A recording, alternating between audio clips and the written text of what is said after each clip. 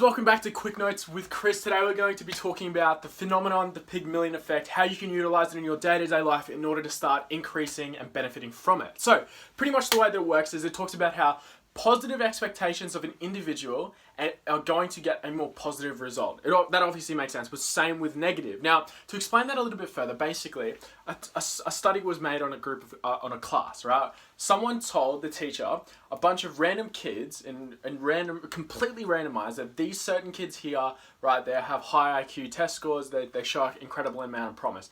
And these kids here, they're sort of subpar. Don't worry too much about them. Just expect them to maybe pass. Now, the thing is, that was completely a lie. They had no idea who was a high achiever, no idea who was an underachiever. And the thing is, the teacher ended up acting them accordingly. They followed this class across a period of time, and they basically found that the teacher ended up favoring certain students. The teacher that had higher expectations of certain kids ended up making them have higher expectations of themselves, leading to a higher performance. And the ones where the teacher sort of gave, sort of treated lackluster, didn't think anything of it, ended up actually reflecting on the own child's self-worth, therefore reflecting its worth, therefore reflecting it in the child's results. The takeaway of the study is that basically you get what you expect. Your expectation of yourself, or your expectation in terms of a leadership position of the people you're leading, if you hold them to a higher standard, majority of the time they will rise above.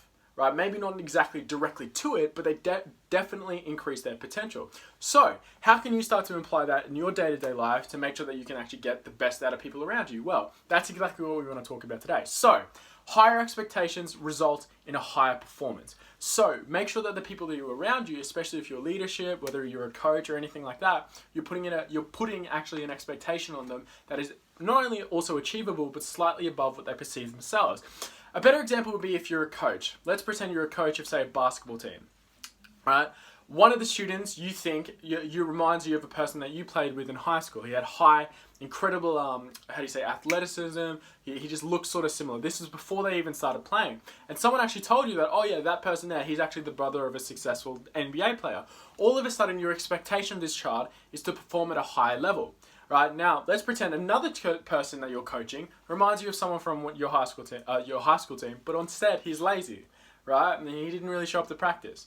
Now, both students are a blank slate, but because of your perception of them, ends up affecting their performance. The first person that you think is going to expect higher, you end up treating slightly different. You end up giving him praise for the things that he does do. You end up basically worshipping for certain aspects where the other players just aren't doing. And all of a sudden you start feeding into your own belief until it does become a reality. Now, all of a sudden this student that you think is lazy, the student that you basically projected onto as your previous thoughts on a student that you had, on a co-player that you had growing up, it ends up becoming true as well. You don't give him any praise for anything that he does. He ends up being like, well, why am I showing up? He's not too fun. He ends up starting to do the bare minimum because you only give him praise for the bare minimum. Okay, there's actually no incentive for him to continue to go. You're visibly treating him differently, so of course that's going to end up becoming his reality. And the thing is, it's not his fault directly, but it definitely is yours as the coach.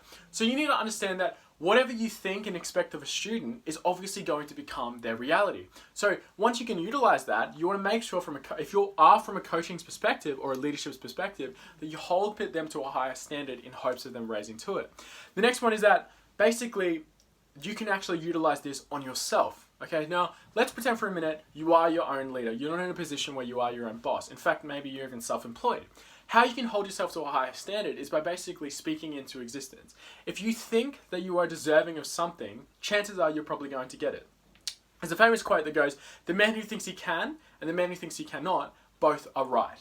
It basically talks about your expectation becomes your reality, right? You get what you expect. So if you expect a higher standard, you're naturally going to, start leaning towards becoming that way, or start leaning towards getting that result, or doing things subconsciously that are going to get there, right? For example, a great phenomenon talks about how whatever you think about in your conscious mind is going to affect your subconscious mind. And your subconscious mind, being 10,000 times more powerful, if you care about it enough, will do whatever it can in order to make these things come true. For example, if all you care about is, let's say, a successful relationship, that's your conscious thought. Subconsciously, eventually you'll be programmed to look at anything that you possibly can do to make sure that you maintain a healthy relationship. To explain that even further, let's say everything that you want in life is a certain type of car, right? Consciously, that'll affect your subconscious. That every decision that you make will subconsciously be made in order to get you one step closer towards having this better car. So you can also have that's the way that you can use the Pygmalion effect on yourself. If you constantly think, it's like, okay, I'm deserving of this standard, I'm deserving of this, even though physically speaking, you may not be at the time, eventually you will become the person needed that your subconscious views that you are in order to get what you want. So you want to basically make sure that you're constantly applying that. Now, all of these things, it's quite dangerous, and it's quite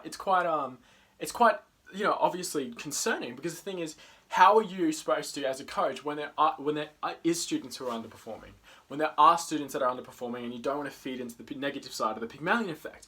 Well, that's your job as a coach to pull yourself up on that. Understand that you can always coach a person to become better. If the person is teachable and is listening to you, then you are in a position of power in order to change that individual's life. You should only give up on people who give up on themselves first, and after actively giving up on you.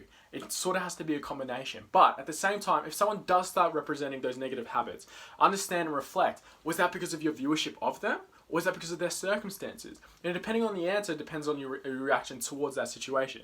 But don't play favorites either. It's not the smartest thing. If you can hold your whole team to a higher standard, eventually they're going to raise the bar. Okay, for example, if everybody's committed, if everybody wants to be a part of the team, then there's no reason that a higher expectation wouldn't benefit them. But if there's certain people in the team who already start off not wanting to be there, then of course you're going to have to account for them, or else it ends up starting to be unproductive. But don't feed into it too much, because as a leader, if they are listening to you and they are being teachable, then once again, if you have a winner's mentality, you have the opportunity to change the stakes and the outcome. I highly suggest, if that's maybe your situation, maybe you talk to the person one-on-one. A huge reason why a lot of teams, depending on what age groups and depending on like the types of teams that you're running, a large reason why they do start to fail is because there is a lack of communication between the leader and the lower link. Between that, then like naturally leaders pick leaders, and from there they ended up teaching the rest. But not everyone might be equipped. So utilize the Pygmalion effect as best as you can to make sure that you get the best out of your people. All right. So to summarize, higher expectations, right, result in a higher performance. Your expectation of the people around you is going to bring out, they're going to rise to the bar of the thoughts that you think that they're at. So for example, if you're running a basketball team and you expect a player to be a higher performer, his performance is going to grow.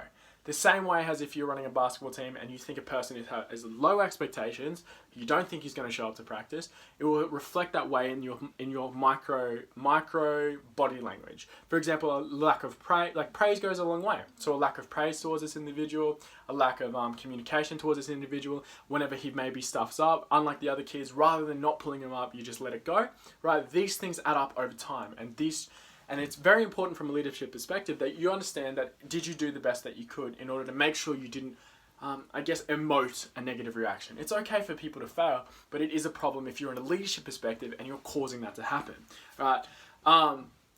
Your perception becomes your reality. You can utilize the Pygmalion effect on yourself, right, in order to basically motivate yourself or raise your own standard. If you believe you're worth something, if you believe you're worth more than the current situation that you're at, of course you're going to eventually get there. Just be careful in taking certain shortcuts on the way, right? It's always best to learn the lesson yourself rather than learning it through someone else. But at the same time, if you can learn from someone else, take that in stride and do it if you do it 100% if you can.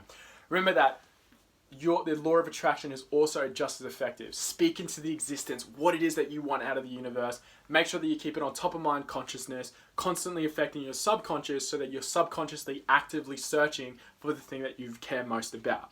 Right? Once you master these things, not only within yourself, but also your team, of course you're going to start to benefit from the results. But it's sort of different. It's sort of difficult because what happens when that student ends up reaching that bar? What happens when they end up actually increasing their own personal viewership of themselves and they end up raising to the bar that you thought they were at? Well, the key is to actively keep raising it. Right? From a leadership perspective, you have the opportunity to get the best out of the people around you. There's always going to be a limit, but the truth is, every single time they reach that limit, a new one increases. So you want to actively reset these goals, make them slightly higher than they were before, to make sure that you're constantly reaping the benefits of becoming a better leader. And the same thing goes for you. Right? Keep your expectations higher than what you think that you're achieving at the moment, to constantly make sure that you're raising. Anyways, guys, that's it for Quick Notes with Chris on the Pygmalion effect. But don't let it stop there. The improvement keeps going. There are other videos that you can actually view on the website and on the YouTube channel. If you like what we're talking about, like, comment, subscribe, and make sure you keep developing yourself to put yourself in a better position for success. Anyway, guys, that's it for the video, and I'll see you in the next one. All right, see ya.